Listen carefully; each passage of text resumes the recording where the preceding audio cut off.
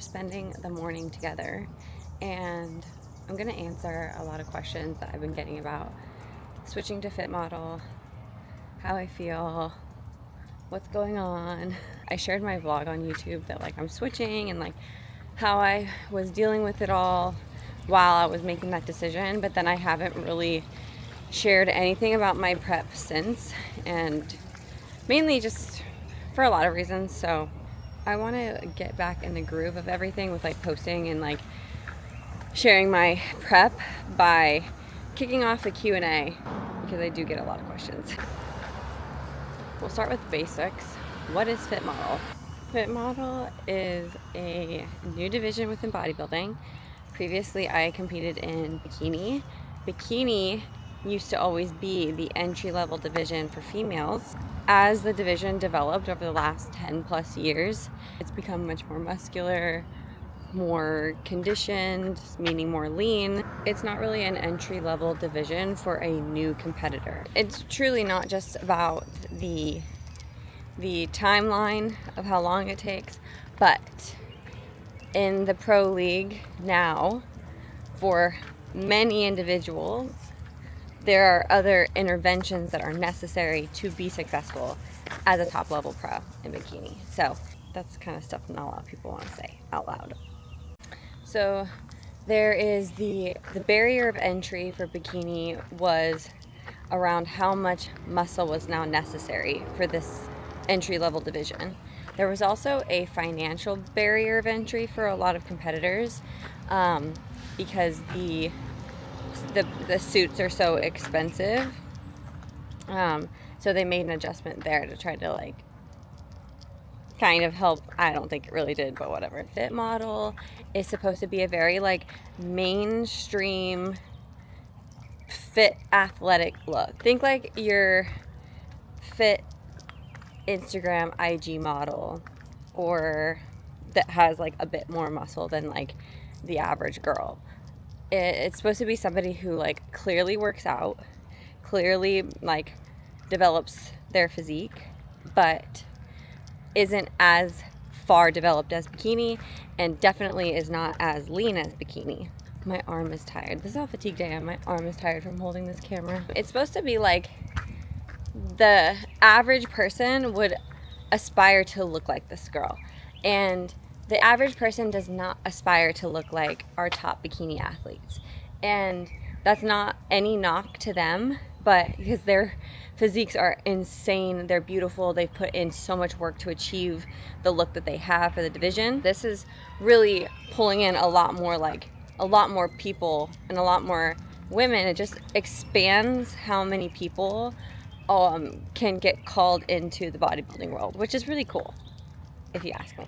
Because Fit Model is a newer division, last year was the first year that it started, so everybody who was competing in Fit Model last year was achieving their pro cards, and now this year is the first year that we're actually seeing pro shows for Fit Model, which is really helpful because it's allowing all of us who are getting into this division to see the standard that the judges are looking for this division.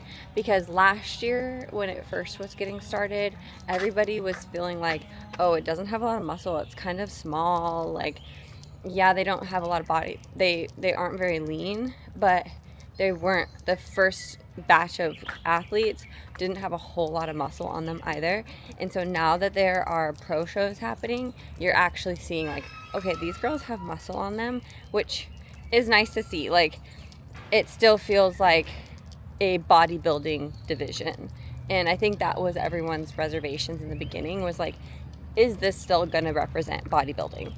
Other question I get a lot, what are the biggest differences between Bikini and Fit Model? I already kind of talked about muscularity, conditioning. Another big difference is the posing. So we have a different front pose, and the back pose is pretty similar, but we aren't posing as hard in the back pose as well. Our routines are also different. In Bikini, your routine, you have about 15-20 seconds. You hit your front pose, you do a side transition to get to your back pose, then you get your back pose, and then you can transition out of that and back into your front pose, sign off. For Fit Model, in the amateur league, You have 10 seconds. No ma'am, don't eat that. No ma'am. Front pose, back pose, that's it. We're not allowed to do a transition, like sit into like a side glute when we like step to the back. We just are supposed to step around and get into your back pose and then step around, get back into your front pose. People are all interpreting that in different ways. Like we still have to get out of our front pose somehow and then get into our back pose, but they just don't want like you fully stopping in that transition. They're just really trying to differentiate the two posing routines. And it is gonna force us to be more creative. Like it forced me to like create a completely different transition than I would have ever done in bikini, which has been fun. And I've already seen some girls do that after I've been like posting what my routine's been, so that's been fun to see too. Another difference between the two divisions is our actual bikini. So I was saying earlier that one big like barrier of entry for competitors was financial.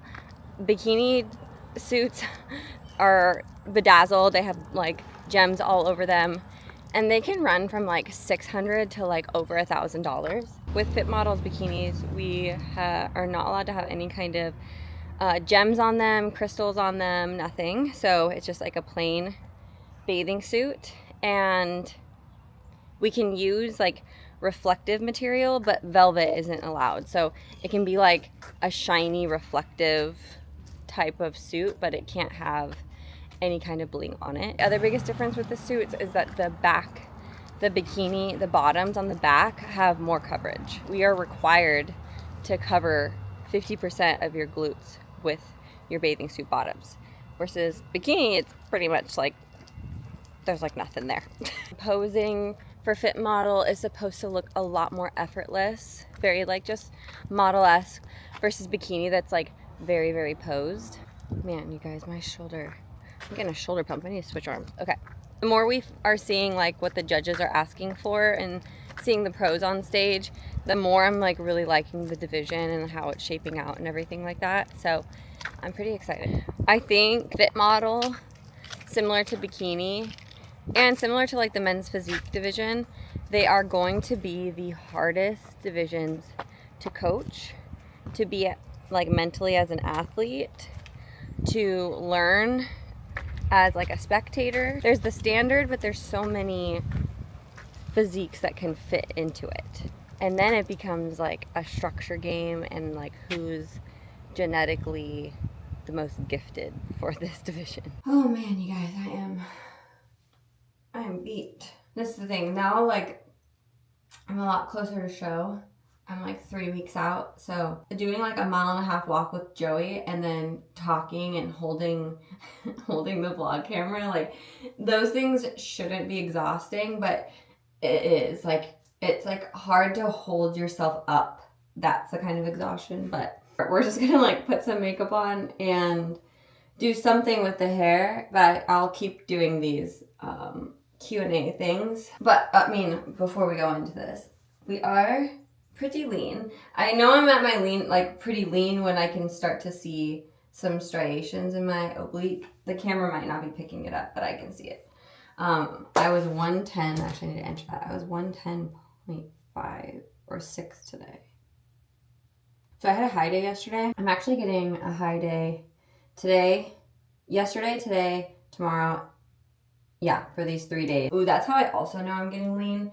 When I almost have, I don't ever get an outie, but this bottom part of my belly button starts to push out. Next question. Oh, one question I get asked a lot is, does my training change at all or anything like that switching to Fit Model? So this is going to be very like person dependent, because it just depends on what you've developed so far on your physique. And then also like, what are you like predispositioned for when you're in prep, or like how your body's made up. Personally for me, in reference to bikini, I still have more muscle to put on, more density. Like I still had more I had to do, right? I was very much going hard on my hamstrings, on my glutes. Could have been going harder on my upper body. I will admit that.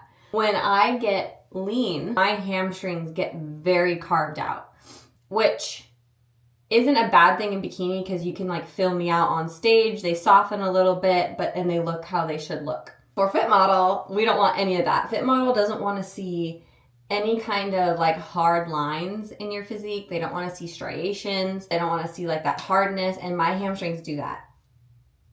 100%. We had to pull back on my leg days because I pretty much had like 3 leg days. This may not be the same for somebody else. Like if somebody else is going into fit model and they still need to develop their hamstrings, their glutes, their upper body, they may still have a normal split. I only have 1 day a week that I hit legs, and it's actually not even legs, it's just glute specific, just like really sad. Everything else is upper body. Everything else is like shoulders, arms. So I pulled out back and I pulled out basically any other, like any hamstring movement, because we had to pull back on that training.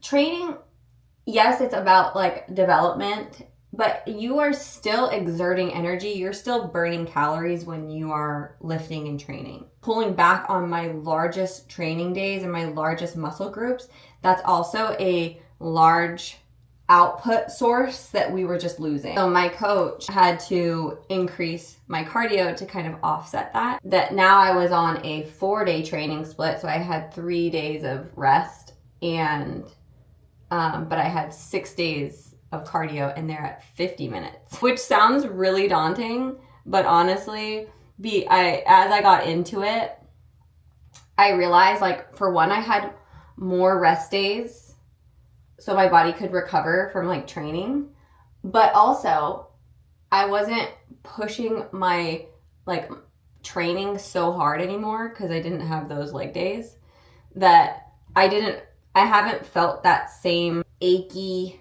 feeling that you get at the end of prep where like your feet feel like you have cinder blocks attached to them and you can't, like you're just so exhausted and like your legs feel so heavy. I haven't felt that. I've been trying to do like a little bit less makeup. Like I already don't do that much makeup, but I always put like a tinted moisturizer on everywhere. And when I get really lean, I notice that the more makeup I put on, I feel like the leaner I look, and I don't like it. So I'm just trying to just put like concealer under my eyes. I do like a little nose contour, and then I'll try to add some like color on my face just so I look alive. I also have a tan on, so like I have to put some color on my face or I'll look just totally off. I've said this on this channel before, but like upper body is so boring to me. I'm so bored, but whatever. We have to do things that we don't want to do sometimes, and that's fine. Not everything is about what we want. But this is the thing, like I have a fit model client. Everybody's training is going to be so specific to them. My fit model client, her upper body is wildly developed. She basically like got really into pole dancing as like a hobby. Like she just does the classes, does it at home. She's not a midnight ballerina, so everybody relax. Her upper body and her core is like insanely developed. It looks so good. And so when we started working together, it doesn't match her lower body. Her lower body has to be brought up a little bit to match how much she's developed her upper body. So her training split is like pretty much all legs and back, and I don't have her really training her upper body at all. This is her when we first started. This is a novice competitor. This is somebody who's like brand new in the gym, learning how to like train as well. This is what she's been able to do and develop with her legs in the last like, I want to say like 2 months. So I'm super proud of her. This is like the extent to what I'm doing for my makeup right now. It doesn't even look like I did anything. I put on like some concealer under my eyes, and then I added just like a little bit of color to my cheeks. And now I'm just gonna fill in my eyebrows. Don't mimic my training split unless you feel like we have a similar physique and the things that I described are the same for you. I'd always like hire a coach. I'll do another video that's like my vloggies, and we'll go through like all the things I'm doing leading up to the show. I like to keep myself busy in the last couple of weeks before a bodybuilding show because food gets low, you're really tired, you're pushing, your mind, an idle mind this close to a show is like a recipe for disaster. Like, you could just lose it. You'll start overthinking everything and comparing yourself, and you can go down a rabbit hole. Not overly booked, because you'll get exhausted and that can overwhelm you, but keep your schedule somewhat full, whether that's with work or seeing friends, or just spread out the things you have to do. Like, I have to get my nails done, and I have to get my hands on and my toes done, but I'm going to do my nails on one day, I'm going to do my toes on another day, I'm going to get my lashes done a different day, I'm going to get my hair cut another day, I'm going to color my hair another, like, I'm doing it all spread across. And then when I feel like I need a break, I just need a nothing day, I give myself a nothing day. But a little pro tip. I'm going to do my hair later. I am going to go train at a different gym today. I'm just going to do a day pass and just like switch up the environment. I'm training with my girlfriend, Ash. I'm going to get some content. I need to pose. I'm going to go see my boyfriend after that. So I'll do my hair later. Oh man, guys. Whew! Check-in's done. It requires so much brain power, you guys. Brain power I don't have. I'm gonna make a meal really quick.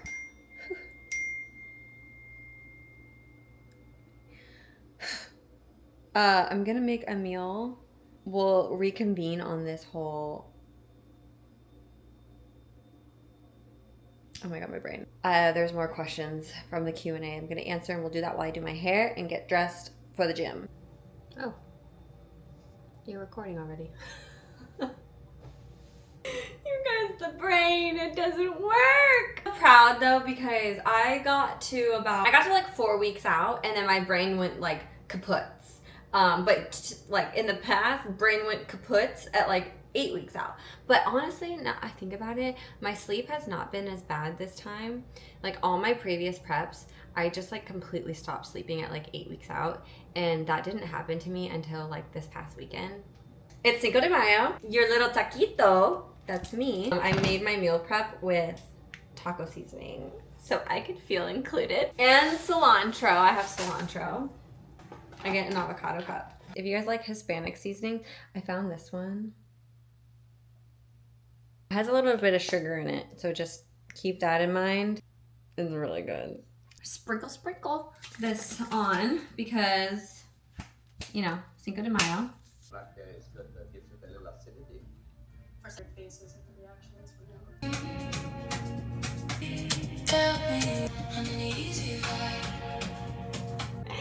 Okay. Hair. Okay, I'm so distracted right now because I'm buying, you can't even tell, I'm buying these stickers that you can put on your debit card of your pet. This is the stupidest purchase. This is what it is. You put the dog sticker on your credit card. Oh, okay, how do I feel about the posing? So, it's been a journey, I'll tell you that. I know I'm not right all the time. I don't like always admitting that I'm wrong. Believe it or not, like fit model posing is actually a lot more difficult than bikini posing. And obviously, like, when you're new at something, it's going to be more difficult. I've obviously have a lot more experience in bikini, but there's a lot of different variations of what you can do in fit model depending on your physique versus bikini. With bikini, it's kind of like twist your hips one way, twist your upper body another way, create that shape, and you're done. Fit model, you can really change your whole shape with where you have your feet placed, how much weight you have distributed in each foot. And like everybody's hips are set differently. So like some people have to lean back into one leg. Some people need to stand directly across both feet and not sink into a hip. Like everybody is just so genetically different. So for the competitors, it takes having a posing coach to really investigate that with you and trial out different types of front poses to find the one that works best for your structure. From like a coaching standpoint of posing fit model, like that part's not difficult on me. Like I thoroughly enjoy finding somebody's front pose and then drilling that with them. As an athlete, when you're trying to look at yourself objectively, which is so incredibly hard, I was just having a really hard time with the poses. And the other piece of this too is like, one, this is a new pose for me. So like you're having to learn and unlearn posing habits. I wasn't very lean yet. Like I was like 8 weeks out.